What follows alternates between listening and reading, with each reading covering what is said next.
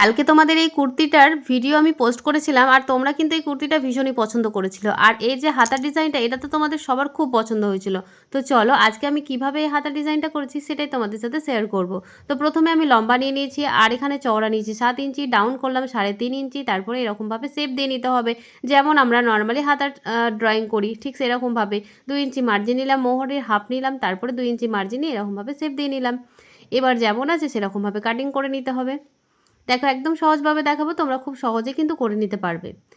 এবার দেখো আমরা এখানে আমাদের আলাদা কালারের বেল্ট দিতে হবে। তো এখানে আমি 4 ইঞ্চি মতো দেখো এখানে রেখেছি, যেটা আমি কাট করছি মিডিল বরাবর। এভাবে কাটিংটা করে নিলাম। এবার আমি এখানে কিন্তু আলাদা কালারের কাপড় দিচ্ছি, যেটা হচ্ছে আমাদের হলুদ রঙের। দেখো এটা আমি বেল্টের জন্য দিচ্ছি। তো প্রথমে আমাদের যেই হাতাটা আছে সেটা সোজা দিকে রাখবো আর বেল্টের যে কাপড়টা সেটা কিন্তু আমরা তার উপরে রাখবো। এবার দেখো যেমনটা আছে আমরা সেভাবে রাখলাম। এবার পুরো বরাবর যেমনটা আমি দেখালাম ঠিক সেরকমভাবে আমাদের সেলাই করে নিতে হবে।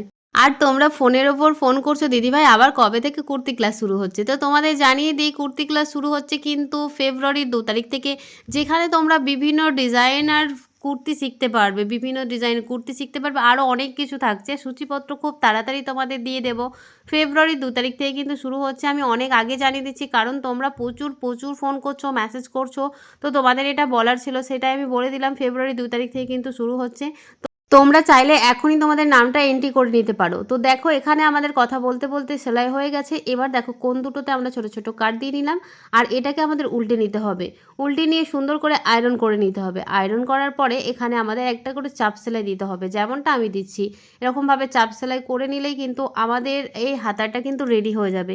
এবার হাতার ডিজাইনটা তোমরা অনেক রকমভাবে কিন্তু করতে পারো, যেটা আমি করেছি সেরকমভাবেও করতে পারো, যেটা প্রথমে দেখানো হয়েছে ঠিক সেরকমভাবেও করতে পারো, বা এটাকে অনেক রকমভাবে কিন্তু করা যায়। তো এটা হচ্ছে একদমই সহজ, তোমাদের দেখালাম, তোমরা অবশ্যই ট্রাই করবে। আর কেমন লাগলো ভিডিওটা অবশ্যই কিন্তু কমেন্টে জানাবে, জানাতে ভুলবে না। আর আমাকে এই কুর্তিটা পরে কেমন লাগছিলো সেটাও কিন্তু কমেন্টে জানাতে ভুলবে না।